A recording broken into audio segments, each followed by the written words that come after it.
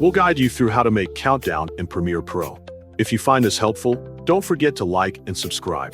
To begin this tutorial, open Adobe Premiere Pro on your computer.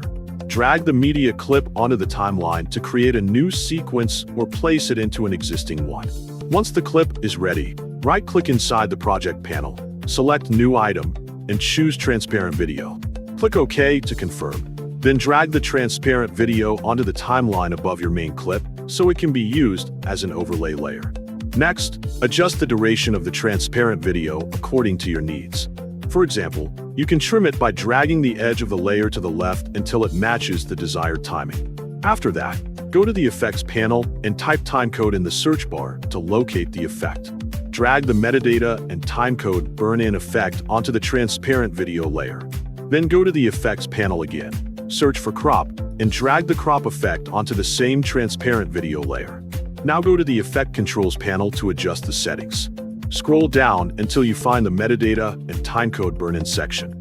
Change the metadata setting to Sequence Timecode so it displays the correct timing information. Adjust the opacity according to your needs. For example, set it to 0, so the background becomes invisible while still allowing the effect to function. Next, go to the time display setting and adjust it according to your needs. For example, set it to 24. Then go to the size setting and adjust it to control how large the time display appears on screen.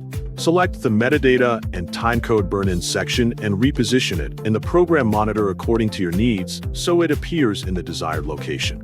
Then scroll down until you find the Crop section, select it, and adjust the left and right crop values to refine the visible portion of the time display.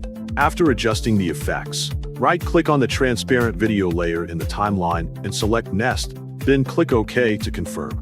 Right-click on the nested layer again, select Speed or Duration, enable Reverse Speed, and click OK to confirm. If necessary, adjust the scale and position again in the Effect Controls panel. Press Enter or click the Play button in the program monitor to preview the result.